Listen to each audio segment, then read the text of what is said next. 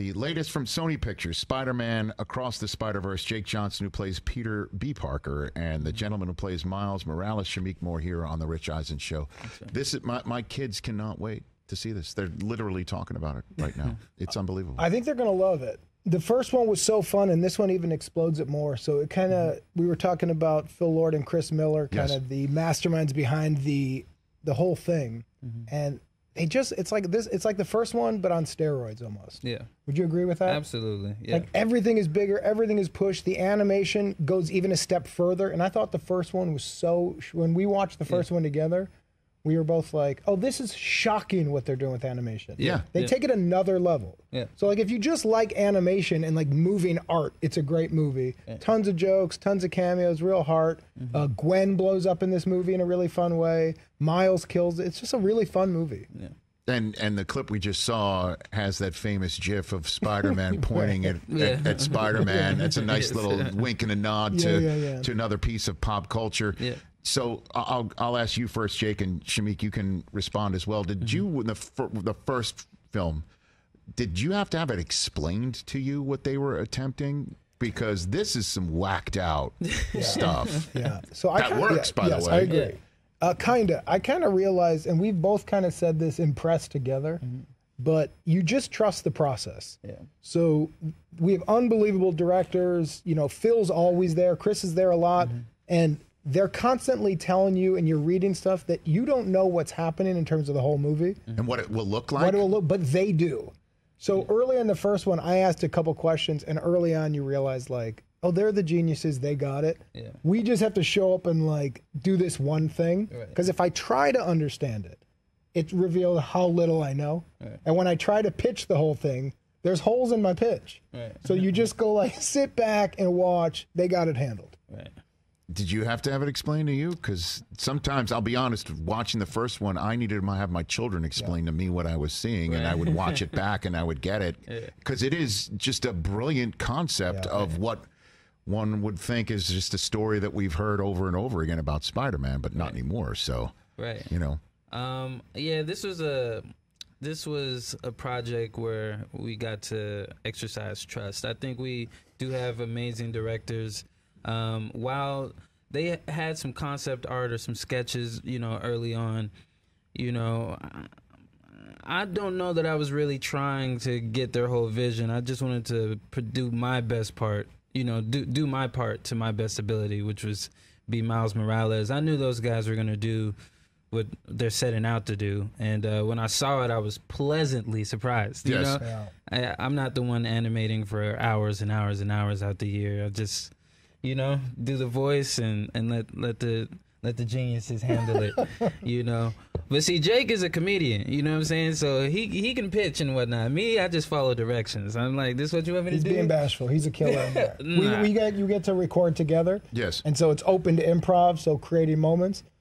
He's being humble, because without him, we don't have Miles the way we have him. Listen, Jake is hilarious. You see? So when you say pitching, what do you mean by pitching? Like an idea? Like improv, like in the moment. Like Phil, you know, we'll be in there, and Phil is very active in writing as we're recording. So he'll say, like, open it up, try another trick, try like, see what else you can come up with. Yes. So you're allowed to improvise in it. So he'll go like, you guys are being chased, then imagine this guy comes, now go.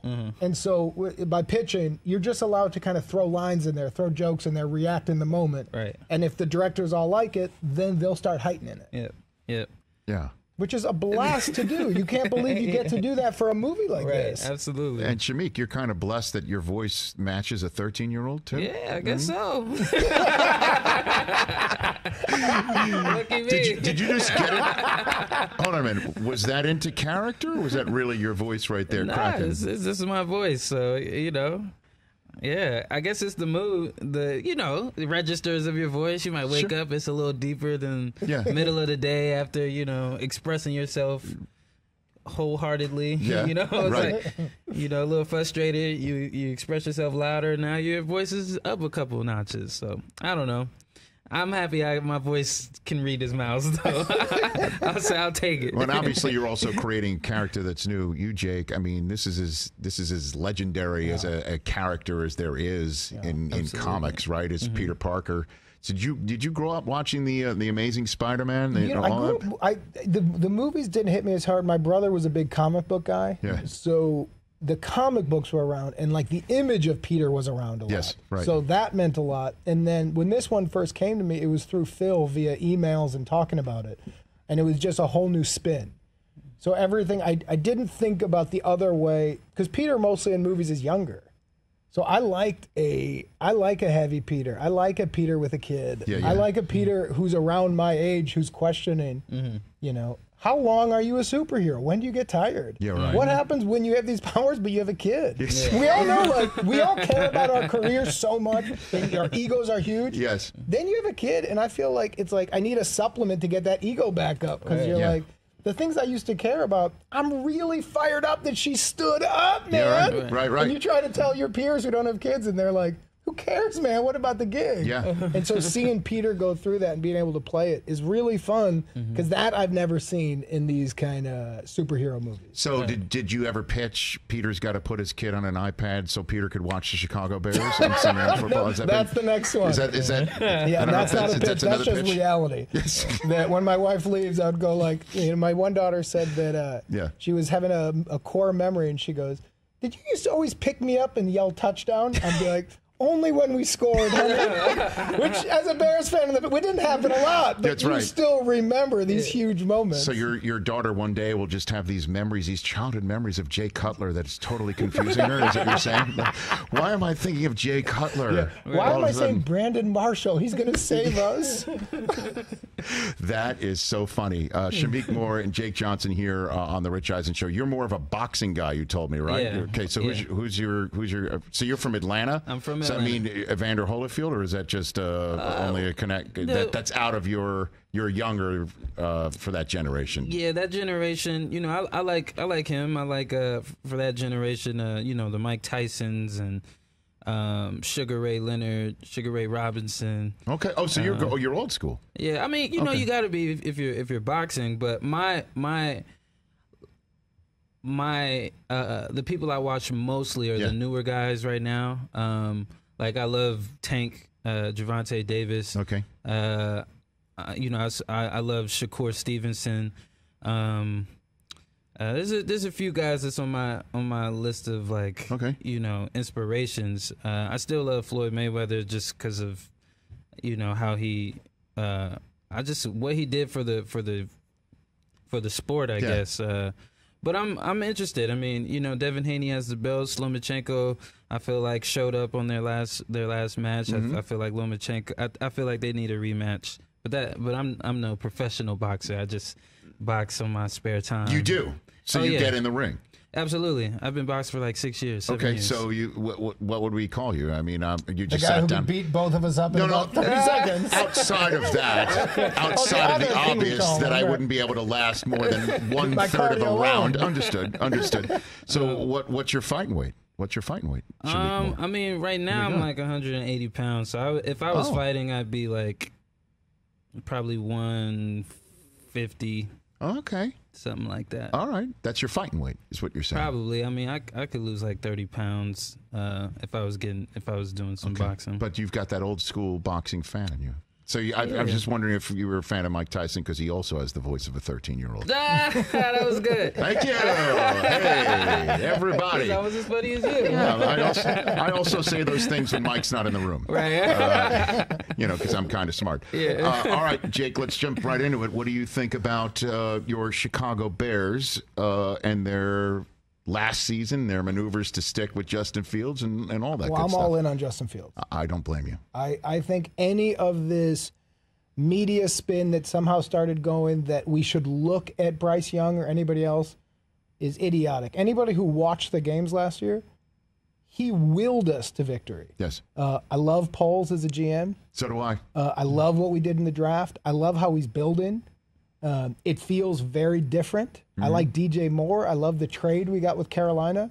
I think the NFC North is maybe ours for the taking. Okay. I think you got the Lions.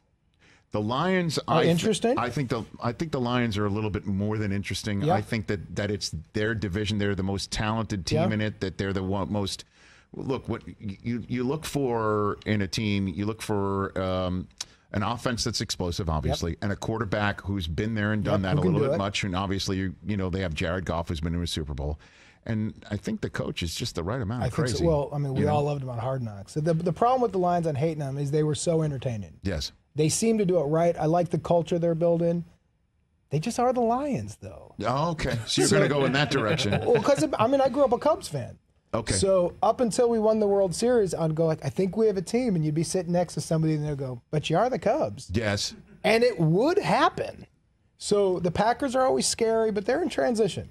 I think Jordan Love is going to be good. I hope he's right in the middle. Because the Bears owner is quarterbacking the Jets right now. God bless him. Get going. Get out of here. I'm not talking trash in case we have to play the Jets. Go do your thing, Aaron. Enjoy New York. But I think they did make the right decision with Justin Fields. Oh, yeah. No. Oh, for sure. I think they made the right decision. Stud. He is a difference maker, which is what you want to see out of your quarterback. Somebody who can do it. Yes, and who has done it. Yes. Who did it at college. Yes. He's always won. Yes. He works hard. He's a great leader. We've never had that in Chicago. I'm like, build around this young man for the next 15 years. Let's see what we can do. I like our offense. I like our defense. I like those the two young guys on the defensive line. Right. I like going prospects. I like going 6'6", 300 pounds. Yes. Why not? I do like, certainly in Chicago, no doubt about that. I also love Roshan Johnson, the running back we got in the fourth round. You're going fourth round draft picks on me. Yeah. That's impressive, Jake. I think we got a real team here. That is impressive. I think we got a team. You're going here, deep on me here.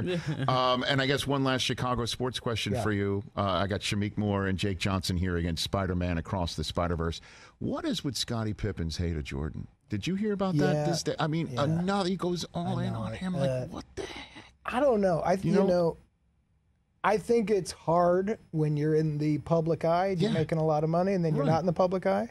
And I know for a while he was like the ambassador to the Bulls, and you'd see him like sitting on the floor.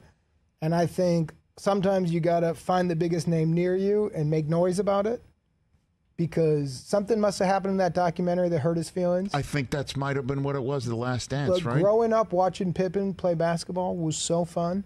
He's so good. He and Jordan together were so great that I'm like, this is just the end of a bad breakup.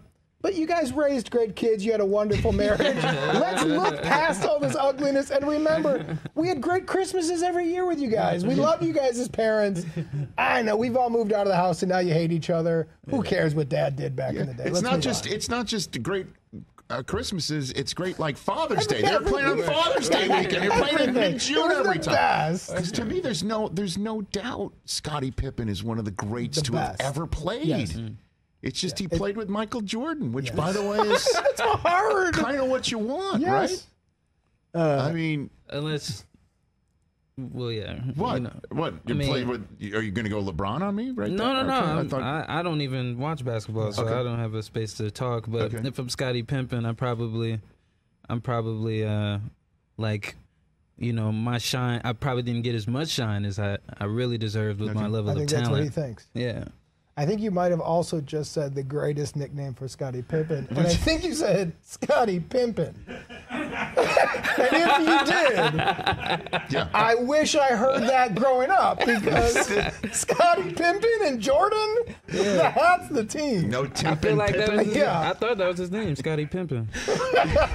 It is now. It is now for sure. It is now. Fantastic. Well, again, congratulations in advance. Of yet another major hit. Thanks, bud. This is great. I cannot wait for my kids to see it. Available in theaters this Friday. It is exactly what fans of the Spidey-Verse want to see. Spider-Man across the Spider-Verse right there.